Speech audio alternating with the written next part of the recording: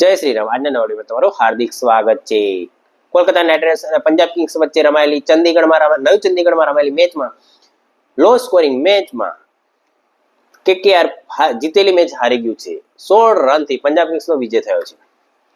પંજાબ કિંગ્સે પહેલી બેટિંગ કરતા 111 રનમાં all out થઈ ગયું. તેને ચેસ કરતા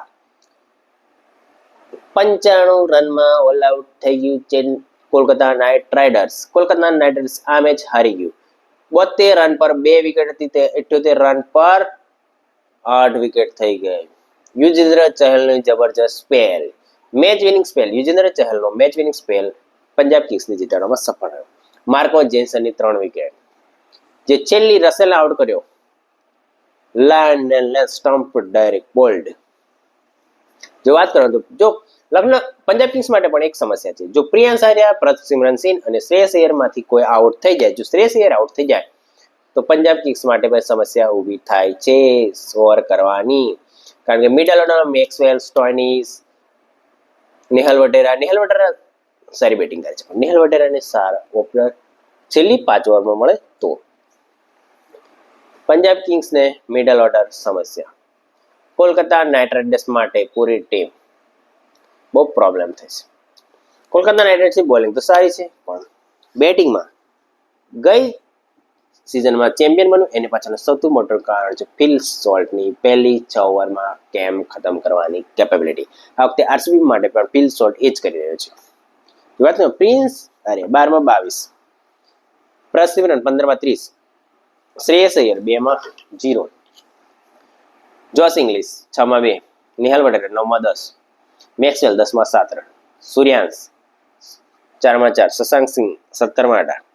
બોલિંગ વાત કરીએ તો રણવીર ચક્રવર્તી 4 ઓવરમાં 21 રન આપીને 2 વિકેટ લીધી. હર્ષિત રાણાએ 3 ઓવરમાં 25 રન આપીને 3 વિકેટ લીધી.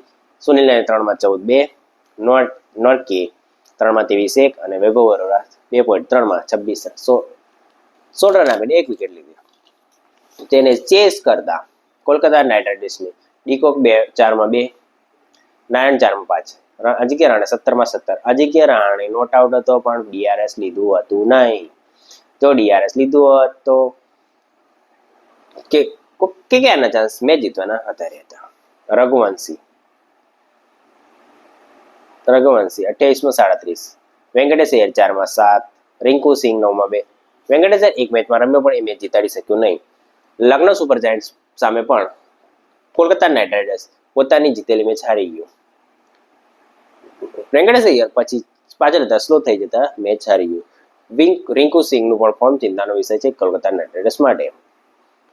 આંદ્રે રસેલે શરૂઆત સારી કે પણ 1 ઓવરમાં 17 રનની જરૂર હતી ત્યારે માર્કો જોન્સને પહેલા જ બોલ પર આઉટ કરી દીધો. 16મી ઓવરના 15.1 માં 95 રન પર ઓલ આઉટ થઈ ગયું. પંજાબ કિંગ્સ પણ 110 રન પર ઓલ આઉટ થઈ ગયું 15.5 ઓવરમાં. વાત કરવામાં જોન્સને 3.1 માં 17 રન આપીને 3 વિકેટ લીધી. હર્ષદીપ 3 માં 11, યુજવેન્દ્ર ચહલ મેચ વિનિંગ 4 ઓવર નાખી 28 રન આપીને 4 વિકેટ લીધી. મેક્સવેલ 2 ઓવરમાં ફક્ત 5 રન આપીને 1 વિકેટ લીધી. બાર્લેટ 3.1 માં 17/3. જો પંજાબ કિંગ્સના પાછલી 5 મેચોનો પરફોર્મન્સની વાત કરવામાં આવે, આ મેચ જીત્યું, એની પહેલાની હાર્યું, એની પહેલાની જીત્યું, પછી હાર્યું, પછી હાર્યું. છેલ્લી 5 મેચથી 3 જીત્યું અને 2 વિનિંગ. જ્યારે કેકેઆર માટે એનાથી ઊંધું છે. છેલ્લી 5 મેચમાંથી 3 હાર્યું અને 2 જીત્યું. કોલકાતા નાઇટ રાઇડર્સ છેલ્લી 5 મેચમાંથી છેલ્લી મેચ હાર્યું અને પહેલાની જીત્યું, હાર્યું, જીત્યું, હાર્યું. 3 મેચ હાર્યું અને 2 મેચ જીત્યું. કોલકાતા નાઇટ રાઇડર્સ માટે બેટિંગ બહુ જ ચિંતાનો વિષય છે. વેંકટેશ અય્યર, રિંકુ સિંહ, અજિંક્ય રહાણે કેટલું રમે. ઓપનિંગમાં ડીકોક હવે અત્યારે ઇન્ટરનેશનલ ક્રિકેટમાંથી રિટાયરમેન્ટ લીધું છે, તેથી એ અત્યારની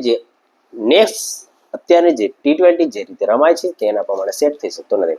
કારણ કે પહેલી 6 ઓવરમાં તમારે 50 થી 60 રન મિનિમમ મારવા જોઈએ, તો જ તમે આ 2020માં સારું એવું પરફોર્મન્સ કરી શકો અને મેચ જીતી શકો. જો વિડીયો તમને સારો લાગે તો સ્પોર્ટ્સ વિરાજ ચેનલને સબસ્ક્રાઇબ કરો અને વિડીયોને લાઈક કરો. જય શ્રી રામ, હર હર મહાદેવ, જય આશાપુરા.